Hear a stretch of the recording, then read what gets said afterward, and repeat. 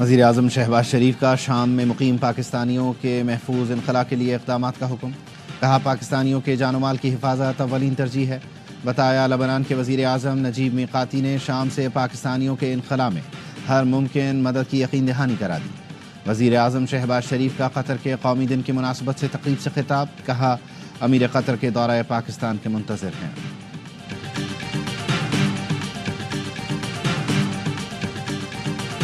آج اجلاس بلا کر علماء کو تقسیم کرنے کی سازش کی گئی. مولانا فضل الرحمان کی پریس کانفرنس. کہا حکومت اس معاملے کو سیاسی اکھاڑا نہ بنائے. حکومت کی کوئی تجویز قبول نہیں. پارلیمنٹ بل پاس کر چکی، ہم جیت چکے ہیں.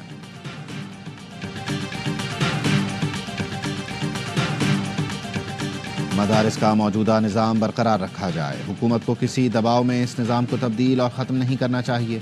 مدارس عربیہ کے اجتماع میں طاہر اشرفی کی قرارداد متفقہ طور پر منظور. طاہر اشرفی نے کہا کسی کو اپنے لاکھوں طلبہ اور مدارس سے نہیں کھیلنے دیں گے.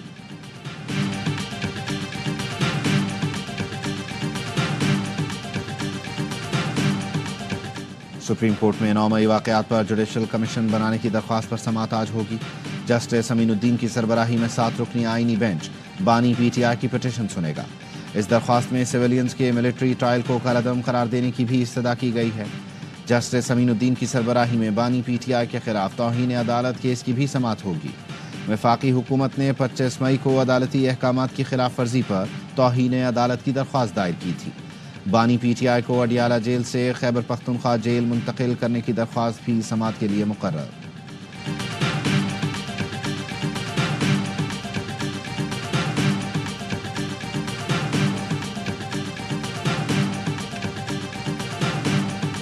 حکومت دل بڑا کرے، بات چیت کا عمل شروع کرے. جب تک ساتھ بیٹھ کر بات نہیں کریں گے مسائل حل نہیں ہوں گے. فیصل وارڈا کی دی رپورٹرز میں گفتگو. کہا مسائل کا حل صرف اور صرف سیاسی مذاکرات سے ہی ممکن ہے. بشرا بی بی ایسے حالات بنا رہی ہیں جو بانی پی ٹی آئی کے لیے مشکلات بڑھائیں گے.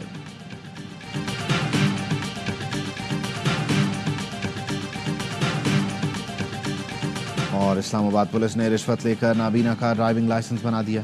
آئی جی اسلام آباد نے اے آر وائی نیوز کی خبر کا نوٹس لے لیا.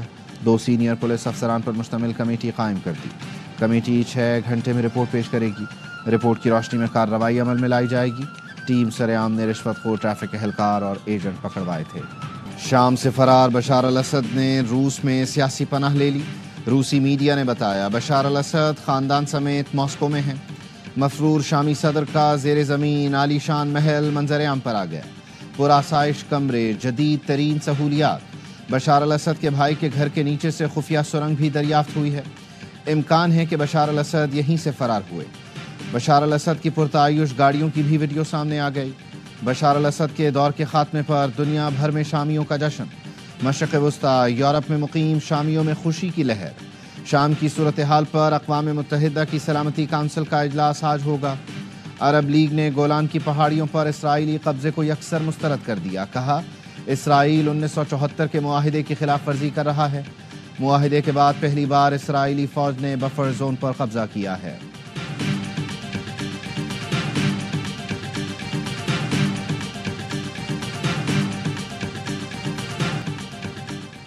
وفاقی وزیر داخلہ محسن نقوی کی وفاق المدارس کے سرپرست اعلیٰ مولانا فضل رحیم اور دیگر اکابرین سے ملاقات. مولانا فضل رحیم کا کہنا ہے دینی مدارس ملک کی نظریاتی سرحدوں کے محافظ ہیں. مدارس رجسٹریشن پر وہی موقف ہے جو وفاق المدارس اتحاد تنظیمات مدارس کا ہے.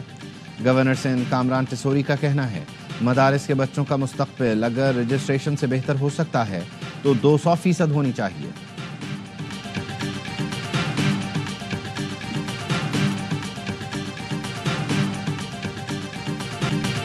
انسان ہوں، فرشتے یا جو بھی، ہم مذاکرات کے لیے تیار ہیں.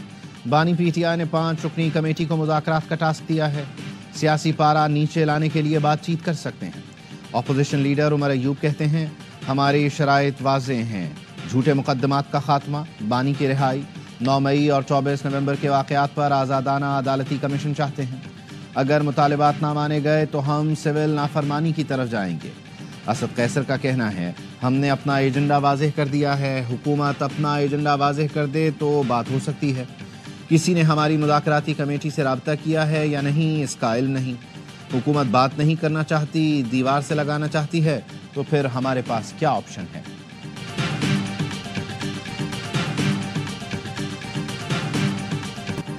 £190 million reference Bushra be be کی حاضری پر عدالت نے ناقابل ضمانت وارنٹ منسوخ کر دیے۔ اڈیالہ جیل میں کیس کی سماعت بانی پی ٹی آئی کو بھی کمرہ عدالت میں پیش کیا گیا۔ بانی اور اہلیہ نے 342 کے سوال نامے کے جواب ریکارڈ کرا دیے۔ بشرا بی بی نے بیان دیا کوئی گواہ پیش نہیں کرنا چاہتی۔ توشہ خانہ 2 کیس میں بھی بشرا بی بی کے عدالت آنے پر قابل ضمانت وارنٹ منسوخ۔ بانی پی ٹی آئی اور بشرا بی بی پر فرد جرم آج بھی عائد نہ ہو سکی۔ بشرا بی بی نے روسٹرم پر جا کر آئندہ سماعت پر پیش ہونے کی یقین دہانی کرائی۔ عدالت نے سماعت 12 دسمبر تک کے لیے ملتوی کر دی۔ پی ٹی آئی کے گرفتار کارکنوں کے 14 روز کے لیے جیل بھیجنے کے حکم نامے کے خلاف تحریری فیصلہ بھی جاری۔ اسلام آباد ہائی کورٹ نے کہا اے ٹی سی نے شناخت پریڈ پر جیل بھیجنے کے آرڈر میں وجوہات نہیں لکھی۔ ریاست کی ذمہ داری تھی شناخت پریڈ جلد سے جلد یقینی بنائی جاتی۔ ملزم کی شناخت نہیں ہوتی تو ناانصافی پر مبنی گرفتاری کا ازالہ نہیں کیا جا سکتا۔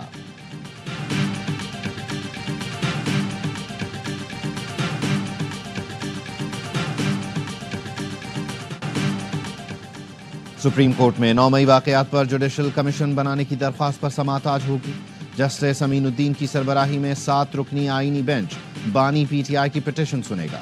اس درخواست میں سویلینز کے ملٹری ٹرائل کو کالعدم قرار دینے کی بھی استدعا کی گئی ہے۔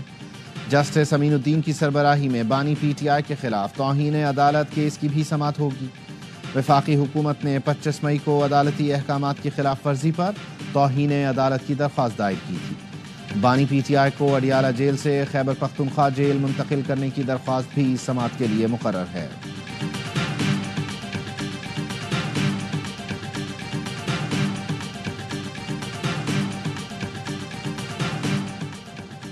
عدلیہ کا وقار مجروح نہیں ہونے دیں گے، دور دراز کی عدلیہ خصوصی توجہ کی متقاضی ہے۔ چیف جسٹس یحییٰ آفریدی نے ہائی کورٹ کو دور دراز کی ضلعی عدلیہ پر توجہ مرکوز کرنے کی ہدایت کر دی۔ چیف جسٹس نے ضلعی عدلیہ کو بہتر بنانے اور درپیش چیلنجز سے نمٹنے کے لیے دورے شروع کر دیے۔ اعلامیے کے مطابق چیف جسٹس نے آج گوادر کا دورہ کیا۔ تربت، پنجگور اور دیگر اضلاع کے سیشن ججز نے ملاقات کی۔ چیف جسٹس نے مسائل کے حل کی یقین دہانی کرائی۔ گوادر میں عدالتی اصلاحات پر اجلاس کی صدارت کی۔ بلوچستان کے لیے ذیلی کمیٹی کے قیام کی منظوری دی گئی۔ کمیٹی اصلاحات کا جامع پلان پیش کرے گی۔ جوڈیشل کمیشن کا 14 دسمبر کو ہونے والا اجلاس 21 دسمبر تک مؤخر۔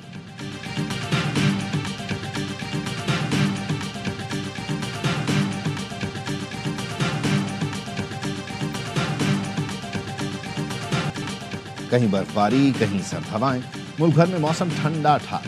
بلوچستان میں شدید سردی، قلات میں درجہ حرارت -5، کوئٹہ میں -4 ریکارڈ۔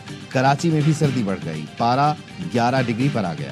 اسلام آباد میں 3، پشاور میں 6 اور لاہور میں 8 ڈگری ریکارڈ کیا گیا۔ گلگت بلتستان کے پہاڑوں نے سفید چادر اوڑھ لی۔ استور میں درجہ حرارت -4 ریکارڈ کیا گیا۔ ملکہ کوثر میں موسم سرما کی پہلی برف باری۔